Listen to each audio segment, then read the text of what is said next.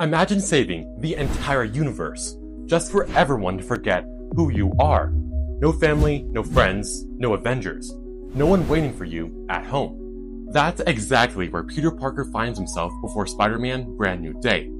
But after 3 solo films, multiple Avengers movies, and one of the biggest Marvel crossovers ever made, it's easy to forget how Peter got here. Why doesn't MJ remember him? Why is he living alone? Why is he wearing a homemade suit again? And why are so many fans calling this the beginning of Spider-Man's greatest story? So, we're going to break down everything you need to know before Spider-Man Brand New Day. From Peter's very first adventure to the events that change his life forever, and why this next chapter might be unlike anything we've seen before. Let's begin. Part 1, a different kind of Spider-Man. When Marvel Studios introduced Spider-Man into the MCU, they didn't start with another origin story. Everyone already knew about the radioactive spider, everyone knew Uncle Ben, everyone knew Peter Parker. Instead, Marvel skipped straight to a young Spider-Man already trying to become a hero. But this version was different. He wasn't working alone. He had someone watching him, Tony Stark. After seeing Peter's abilities, Tony recruited him during the events of Captain America Civil War. Suddenly, a teenager from Queens was fighting alongside Earth's mightiest heroes. It was exciting. But it also meant Peter's journey will deeply connect to the Avengers. Part 2, Homecoming. After Civil War, Peter desperately wanted to prove himself. He believed bigger missions meant becoming a better hero. Tony, however, kept telling him something important. Stay close to the ground. Peter ignored that advice. He chased down dangerous criminals.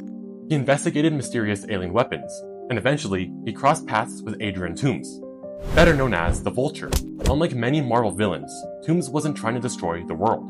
He was simply trying to protect his family, even if it meant becoming a criminal.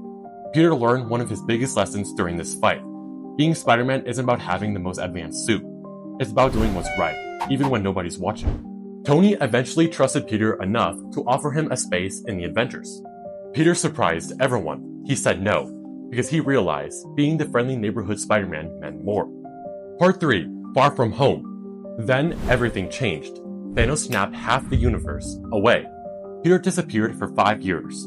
When he returned, the world had changed. Tony Stark was gone, and suddenly, everyone expected Peter to become the next Iron Man. That pressure followed him everywhere. Even on what was supposed to be a relaxing school trip to Europe, there, Peter met Quentin-Beck, a man claiming to come from another universe, known as Mysterio. At first, Peter trusted him completely. He even handed over Tony Stark's incredibly powerful Edith satellite system. But it was all a lie. Mysterio wasn't a hero. He was an illusionist, using drones, special effects, and psychological manipulation. He created disasters simply so he could pretend to save people. Peter eventually defeated him, but before dying, Mysterio had one final trick.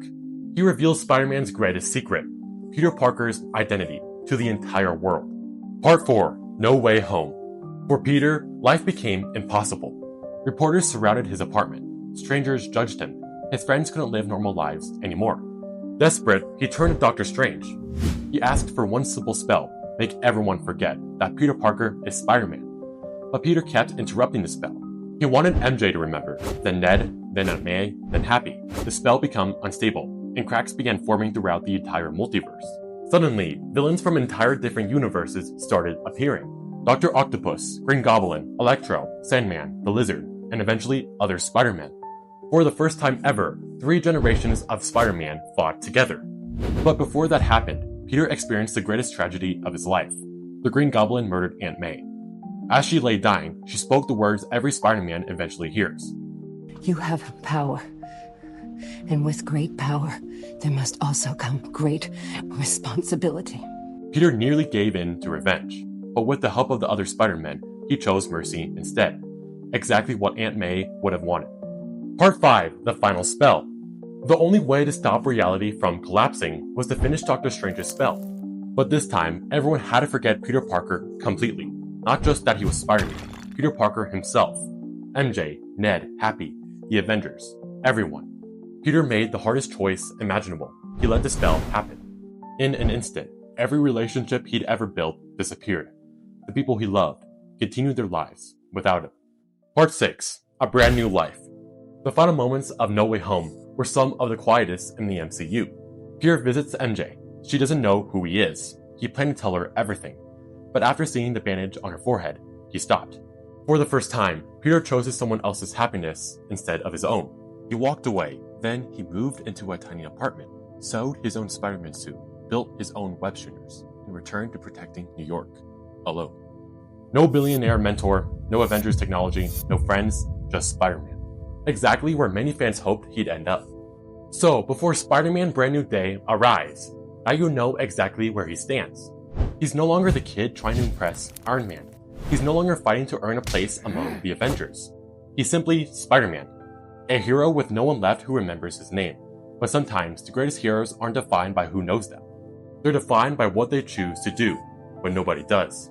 And if Brand New Day truly is a fresh start, this may be Peter Parker's best story yet.